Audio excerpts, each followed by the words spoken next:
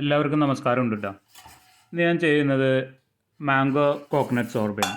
വളരെ light and smooth ആയിട്ടുള്ള, അതുപോലെ വെജിറ്റേറിയൻസിന്, ഡയറി അലർജിക്കാർക്ക്, അതുപോലെ വീഗൻസിനൊക്കെ കഴിക്കാൻ പറ്റിയ ഒരു അടിപൊളി ഡെസേർട്ട്. പിന്നെ ആകെ 4 ഇൻഗ്രീഡിയൻസ് ഉള്ളൂ. അതുപോലെ ഇതിന് ഐസ്ക്രീം മെഷീൻ ഇല്ലാതെ നമുക്ക് ഉണ്ടാക്കാം. അപ്പോൾ അത് ഇപ്പോൾ ഞാൻ ഇവിടെ ഐസ്ക്രീം മെഷീൻ ഇല്ലാതെ ഉണ്ടാക്കുന്ന മെത്തേഡാണ് കാണിക്കുന്നത്. അപ്പോൾ അത് നോക്കാം.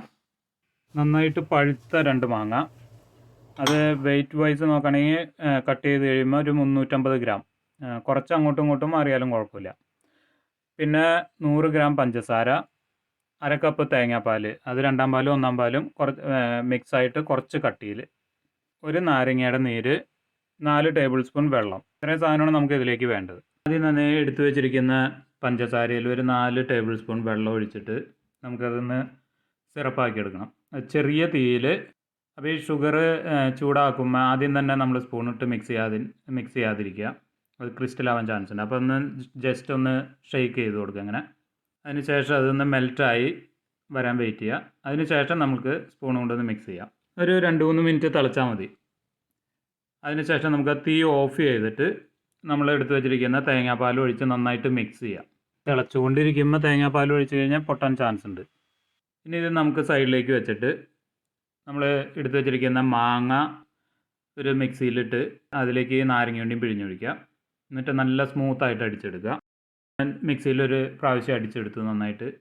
ഇനി ഇതിലേക്ക് നമ്മൾ എടുത്തു വെച്ചിരിക്കുന്ന ഷുഗർ സിറപ്പിൽ തേങ്ങാപ്പാൽ മിക്സ് ചെയ്ത് ഒഴിച്ചു കൊടുക്കുക. എന്നിട്ട് ഒന്നുകൂടി നന്നായിട്ട് സ്മൂത്തായിട്ട് അടിച്ചെടുക്കുക. ഇനി നമ്മൾ ഒരു അരിപ്പയെ കൂടെ ഇത് അരിച്ചൊഴിക്കുക, ഇൻ കേസ് എന്തെങ്കിലും നാരൊക്കെ ഉണ്ടെങ്കിൽ മാറ്റാനായിട്ട്. അരിപ്പയെ കൂടെ അരിച്ചെടുത്ത് അതിൻ്റെ അരിപ്പയുടെ ബാക്ക് സൈഡിലുള്ളതൊക്കെ എടുക്കുക. അതിനുശേഷം നമ്മൾ ഫ്രീസറിൽ വെക്കാൻ പറ്റിയൊരു പാത്രത്തിലേക്ക് ഒഴിക്കുക.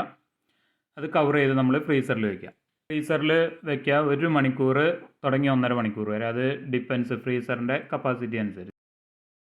ഞാനിപ്പോൾ 1 മണിക്കൂറിന് ശേഷം ഇത് പുറത്തെടുത്തു. ഇതിപ്പോൾ ജസ്റ്റ് സെറ്റായി വരുന്നൊരു പാകം, ആ പാകത്തിന് നമ്മൾ എടുക്കണം. എന്നിട്ട് ഇനി ഇത് നന്നായിട്ട് മിക്സ് ചെയ്യുക, നന്നായിട്ട് ബീറ്റ് ചെയ്യുക. ഒരു സ്പൂണൊക്കെ ഉപയോഗിച്ച് സൈഡിൽ നിന്നൊക്കെ, സൈഡിൽ അടിഭാഗത്തൊക്കെ അത് കൂടുതൽ സെറ്റായിട്ടുണ്ടാവും. അപ്പോൾ അതൊക്കെ എടുത്തിട്ട് നന്നായിട്ട് മിക്സ് ചെയ്യുക, നന്നായിട്ട് ബീറ്റ് ചെയ്യണത്. ബീറ്റ് ചെയ്ത് നല്ല ലൈറ്റ് ആവണം. ഇനി നമുക്ക് വീണ്ടും കവർ ചെയ്തിട്ട് ഫ്രീസറിൽ 1 മണിക്കൂർ കൂടിയും വയ്ക്കാം. അത് നേരത്തെ പോലെ തന്നെ 1 മണിക്കൂറിന് ശേഷം നമുക്കിത് പുറത്തെടുക്കാം. ഇപ്പോൾ അത് നേരത്തേലും കൂടുതലായിട്ട് സെറ്റായി തുടങ്ങി, കണ്ട. ഇനിയിപ്പോൾ നമ്മളിത് വീണ്ടും ബീറ്റ് ചെയ്യുക, ഇതേപോലെ തന്നെ നന്നായിട്ട് ബീറ്റ് ചെയ്യുക. ഇപ്പോൾ അതിൻ്റെ ടെക്സ്ചറൊക്കെ മാറി തുടങ്ങി. നന്നായിട്ട് ബീറ്റ് ചെയ്ത് വീണ്ടും ഒരു സ്പൂൺ ഉപയോഗിച്ച് സൈഡിൽ നിന്നൊക്കെ എടുത്ത് ലെവൽ ചെയ്ത് നമ്മൾ പാത്രം കവർ ചെയ്തിട്ട് വീണ്ടും ഫ്രീസറിലേക്ക് വയ്ക്കുക. 1 മണിക്കൂറിന് ശേഷം നമ്മൾ എടുക്കുക. ഇതിപ്പോൾ കൂടുതൽ സെറ്റായി.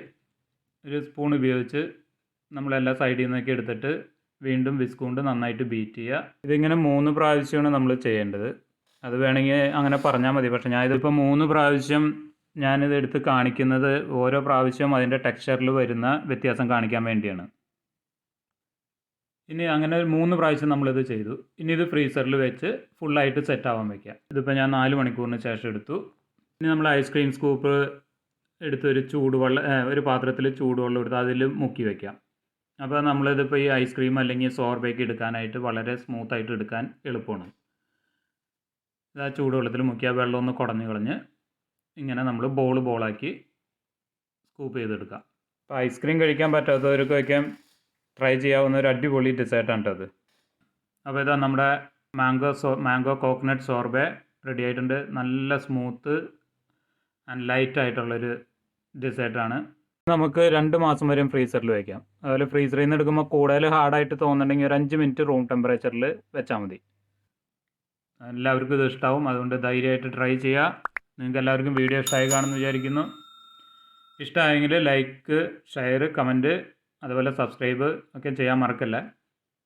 അപ്പോൾ വേറൊരു വീഡിയോ ആയിട്ട് നമുക്കിനി വീണ്ടും കാണാം.